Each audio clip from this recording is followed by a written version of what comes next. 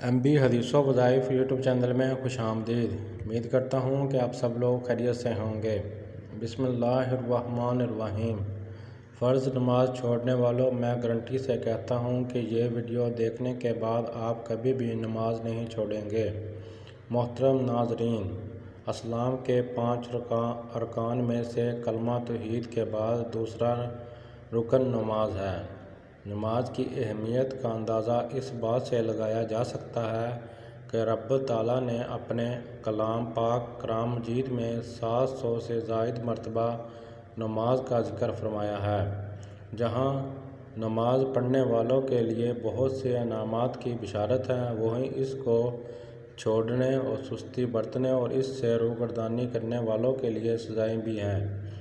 یہاں ہم قرآن و حدیث سے تجریح شدہ 5 سزائیں تحریر کریں گے۔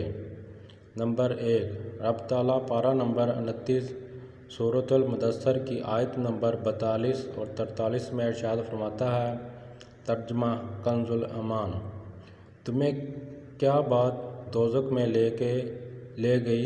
وہ بولے، ہم نماز نہ پڑھتے تھے اور مساکینوں کو کھانا نہ کھلاتے تھے۔ نمبر 2، حضور پاک صلی اللہ علیہ وآلہ وسلم نے ارشاد فرمایا، جو جان بوجھ کر ایک نماز چھوڑتا ہے، اس کا نام جہنم کے اس دروازے پر لکھ دیا جاتا ہے جس سے وہ داخل ہوگا۔ نمبر 3، بروز قیامت وہ یعنی نماز کے معاملے میں سستی کرنے والا اس حال میں آئے گا کہ اس کے چہرے پر 3 سطریں لکھی ہوئی ہوں گی۔ 1، اے اللہ کا حق برباد کرنے والے۔ 2، اے اللہ کے غضب کے ساتھ مخصوص۔ 3، جس طرح دنیا میں تو نے حق اللہ یعنی اللہ کا حق ضائع کیا، اسی طرح آج تو بھی اللہ کی رحمت سے مایوس ہو۔ فیضان نماز۔ نمبر 4، کتاب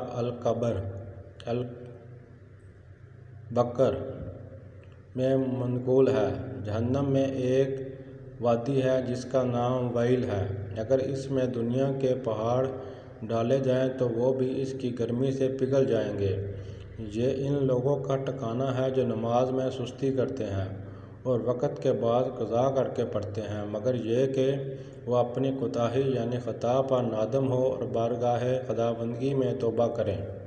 نمبر 5، اللہ پاک نے حضرت سیدنا داؤد علیہ السلام کی طرف وحی فرمائی، اے داؤد، بنی اسرائیل سے کہو، جس نے ایک بھی نماز چھوڑی وہ مجھ سے قیامت کے دن اسی حال میں ملے گا کہ میں اس پر غضب فرماؤں گا۔ محترم ناظرین، ایک دفعہ رسول پاک صلی اللہ علیہ وآلہ وسلم نے ایک صحابی کو فرمایا، اے میرے صحابی، فرض نماز کبھی نہ چھوڑنا، چاہے تمہیں کاٹ دیا جائے، قتل کر دیا جائے یا تجھے جلا دیا جائے، جبکہ آج ہم نے نماز جیسی اہم عبادت کو پس پس ڈال دیا ہے۔ دنیا کے کاموں میں زیادہ مصروف رہنے لگے ہیں اور کہتے ہیں کہ اس کام سے فارغ ہو کر نماز پڑھ لوں گا، حتیٰ کہ نماز کا وقت ہو تو سارے کام چاہے کتنے ہی اہم کیوں نہ ہو چھوڑ دینے چاہیے اور نماز ادا کرنی چاہیے، کیونکہ اللہ تعالیٰ نے ہمیں اپنی عبادت کے لیے اس دنیا میں بھیجا ہے۔ ایک دفعہ حضرت ابو بن مکتم رضی اللہ تعالیٰ عنہ رسول پاک صلی اللہ علیہ وآلہ وسلم کی خدمت میں حاضر ہوئے، جو کہ نابینا تھے، اور نماز باجماعت نہ پڑھنے کے عذر پیش کیے۔ عرض کیا، یا رسول اللہ صلی اللہ علیہ وآلہ وسلم، میں اندھا ہوں اور میرا گھر اور مسجد کے درمیان بہت فاصلہ ہے، مجھے گھر سے مسجد لانے والا بھی کوئی نہیں، تو کیا میں گھر میں نماز پڑھ سکتا ہوں؟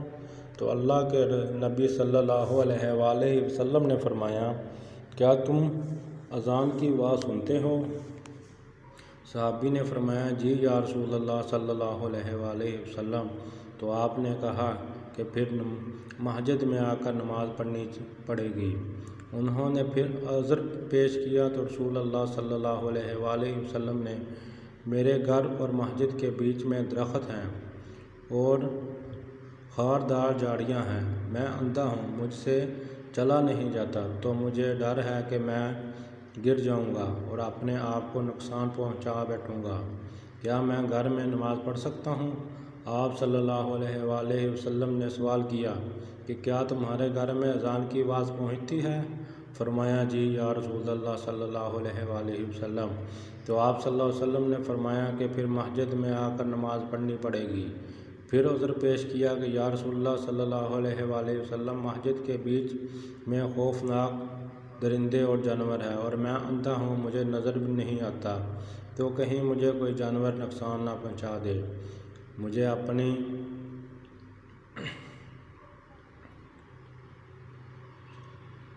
مجھے اپنا شکار نہ بنا لے۔ کیا میں گھر میں نماز پڑھ سکتا ہوں؟ اللہ کے نبی صلی اللہ علیہ وآلہ وسلم نے فرمایا نہیں، اگر اذان کی آواز آتی ہے تو مسجد میں آنا پڑے گا۔ یہ سن کر نبینا نے ایک اور عذر پیش کیا کہ میں ایسا ہی ہوں جیسے کہ آپ دیکھ رہے ہیں کہ میں اتنا کمزور ہو گیا ہوں کہ میری ہڈیاں کمزور ہو گئی ہے، کیا میرے لیے اجازت ہے کہ میں گھر میں نماز پڑھوں اور گھر میں نماز پڑھ لیا کروں؟ تو رسول اللہ صلی اللہ علیہ وآلہ وسلم نے فرمایا کیا تمہیں اذان کی آواز آتی ہے؟ تو فرمایا جی یا رسول اللہ صلی اللہ علیہ وسلم۔ تو آپ نے فرمایا پھر نماز ہے تو مسجد میں ہی ہے۔ آج ہم اپنے گریبانوں میں جھانکیں تو ندامت اور شرمندگی کے علاوہ کچھ نہیں ہوگا۔ کوئی چھوٹی سی چیز تکلیف بھی آ جائے تو مسجد میں نماز تو کیا پڑھنے جائیں گے بلکہ سر سے سیدھے سے نماز ہی نہیں جاتی رہتی ہے۔ آج طبیعت ٹھیک نہیں، پھر پورے کر لوں گا۔